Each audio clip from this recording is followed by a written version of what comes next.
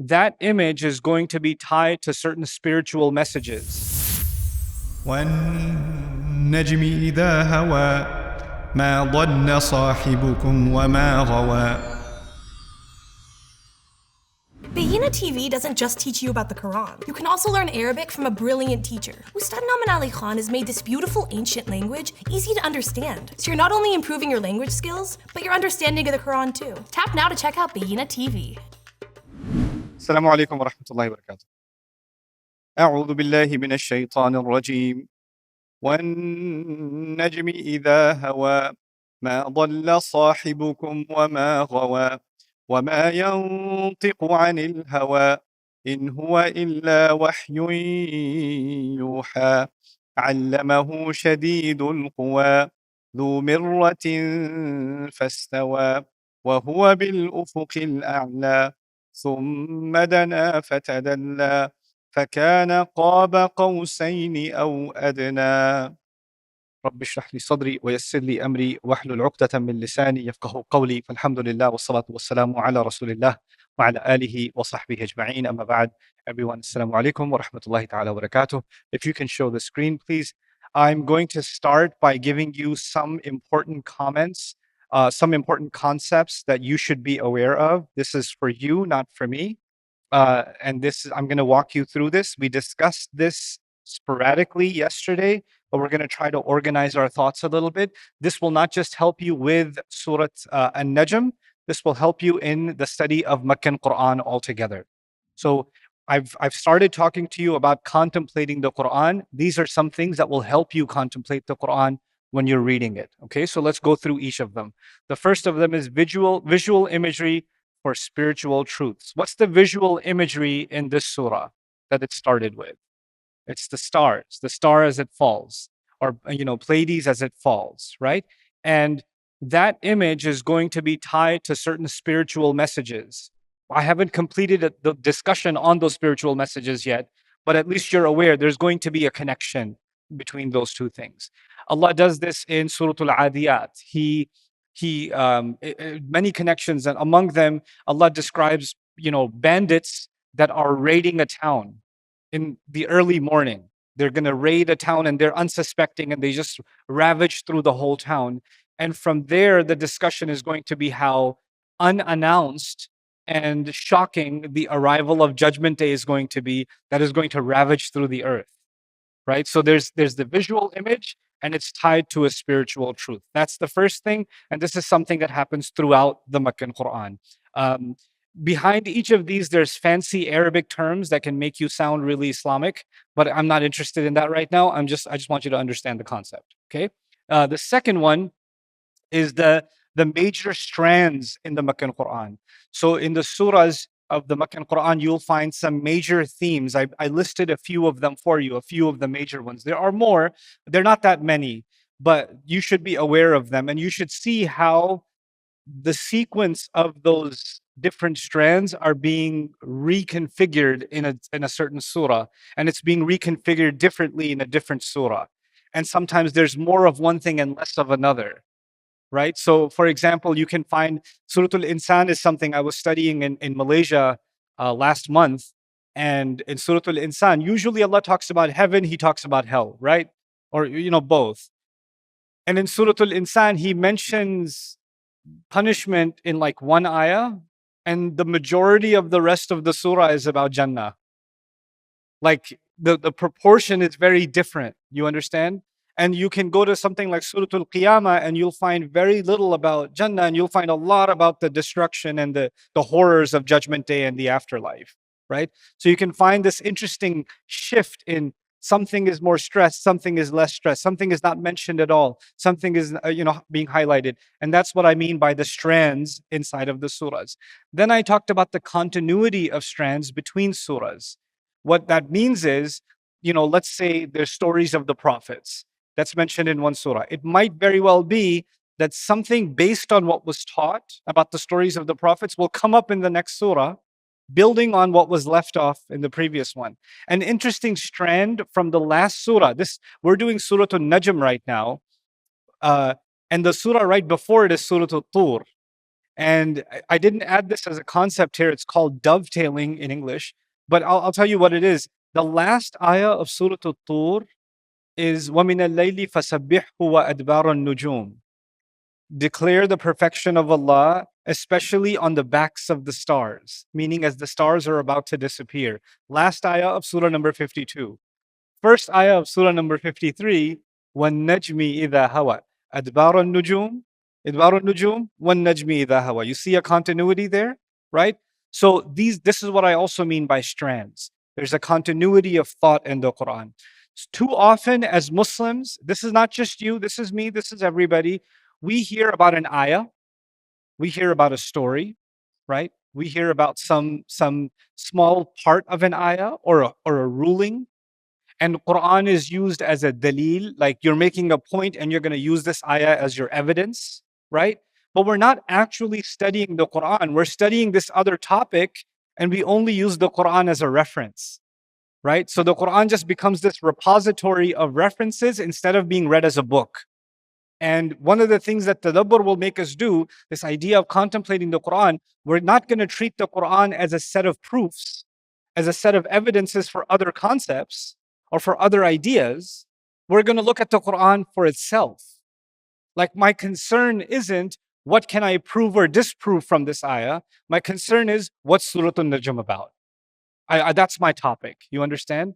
So all too often, and this once I put this filter on like 23 years ago, and it changed the way I see Islam, and it changed the way I appreciate what people are talking about. You could tell immediately this person has a topic in their mind, and now they're surrendering the Quran and the evidences from the Prophet ﷺ. They're taking all of that just to make their point.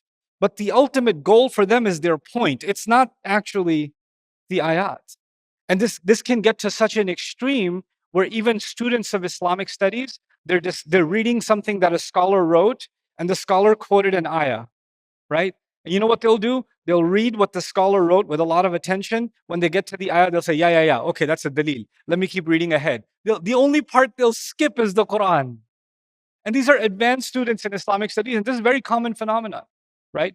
And that's also, it's an unconscious departure from tadabbur, from this idea that Quran takes center stage. It's supposed to be at the center of our thinking. Anyway, so the next concept that I mentioned to you was the three different kinds of audiences, right?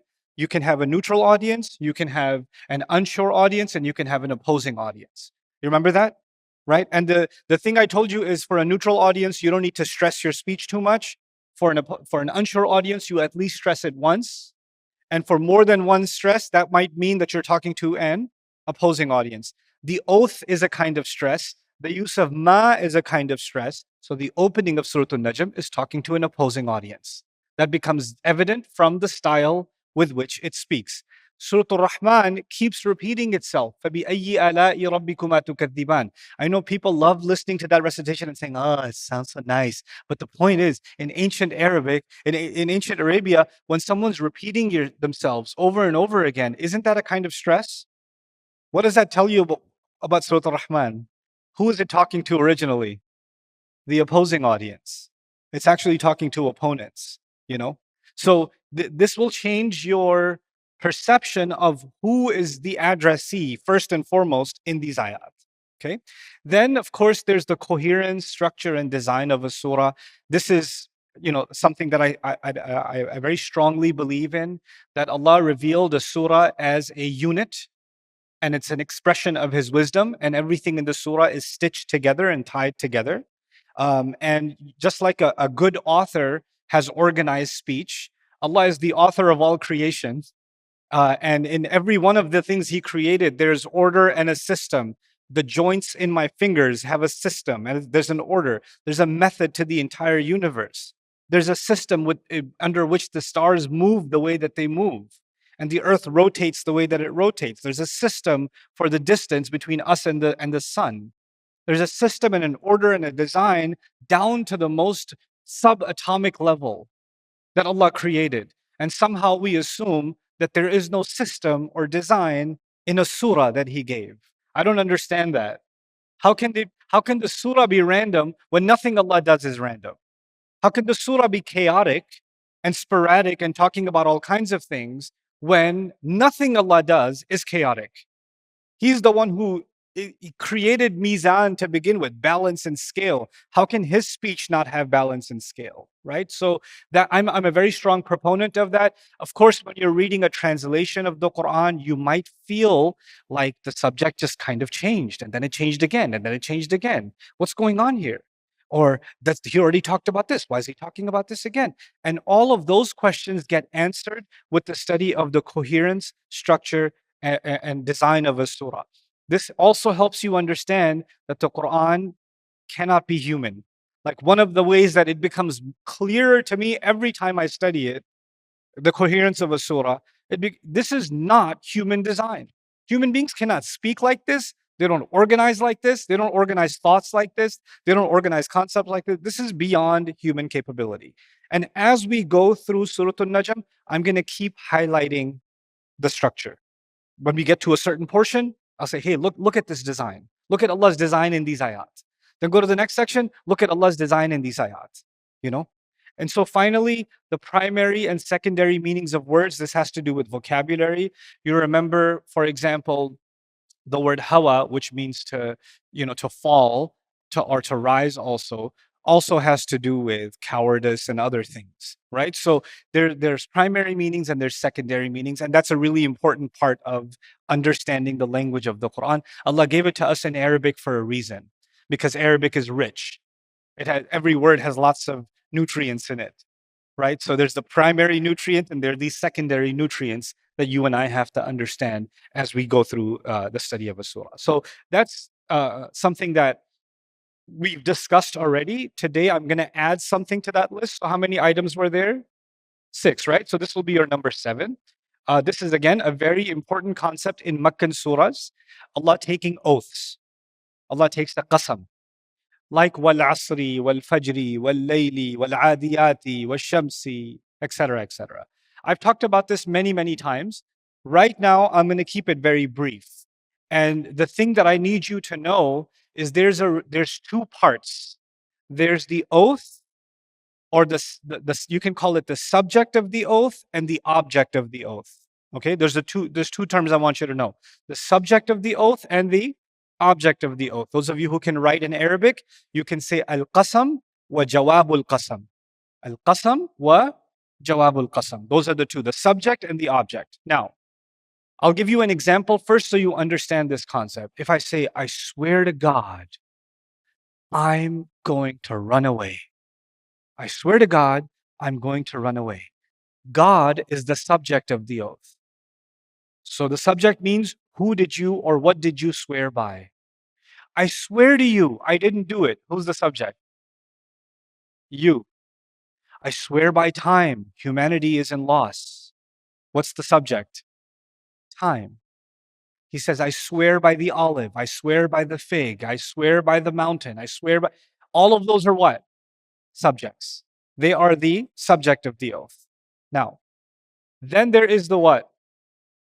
Object of the oath. Actually, I think I messed up the words. That was supposed to be the object. No, this is the object. The object is coming. Now, the object of the oath is going to be, I swear to God, I'm gonna run away. What's the object? I'm gonna run away. Now, imagine somebody came up to you and said, I swear to God. You're like, okay, I got you the subject. But is there an object? Are we gonna go anywhere from this? The subject by itself is incomplete, isn't it? Except for my Arab friends. Wallah. Wallah what? Like, is there more? Is there something coming? No, it's just wallah, bro. Just wallah. It's wallah, bro. Wallah. It's mahdoof. But the thing is, when you take an oath, then you mention something after that, which is actually the thing you wanted to say. That's called the jawabul qasam, the object. Okay? Now the thing is, this object of the oath, this thing, the topic that you wanted to discuss, there's a relationship between the subject and the object. Always. You have to discover the relationship between the subject and the object. So old theories used to be, if Allah swears by the fig, that must mean the fig is really good to eat. If Allah swears by the sun, that means the sun is awesome. If Allah swears by time, time is amazing. If Allah swears by the stars are incredible. In other words, when He swears by something, He's just telling me how amazing it is. The problem with that is, then I can move the oath anywhere. It's still going to be amazing. I could replace wal asr with watteen, inna al-insana lafi khusr. And wattini wa zaytun with wal asri wa zaytun, because they're still awesome. Then it doesn't explain what's it doing here and what's that doing over there. You understand? So the oath that's taken is related to the subject that's coming. And discovering that requires contemplation. The easiest one to give you an example of is wal asri innal insana lafi khusr. What's the qasam? What's the subject? Time. Time as it's escaping. Time as it's squeezing out. And what's the object? What's the jawab al-qasam? Human beings are in loss. What's the relationship between time that's running out and human beings being in loss? Well, human beings can suffer all kinds of loss, health, wealth, loved ones. You could have all kinds of loss, but there's one loss that is always there. The ultimate loss of all losses, time. Like the biggest evidence of loss for a human being is actually time. So you see how there's a really deep connection between wal asr and innal insana lafi khusr. There's more to it than that, but you get the idea. Hey guys, you just watched a small clip of me explaining the Qur'an in depth as part of the Deeper Look series. Studying the Qur'an in depth can seem like a really intimidating thing that's only meant for scholars. Our job at Bayyinah is to make deeper study of the Qur'an accessible and easy for all of you. So take us up on that challenge. Join us for this study, the Deeper Look of the Qur'an, for this surah and many other surahs on BayyinahTV.com under the Deeper Look section.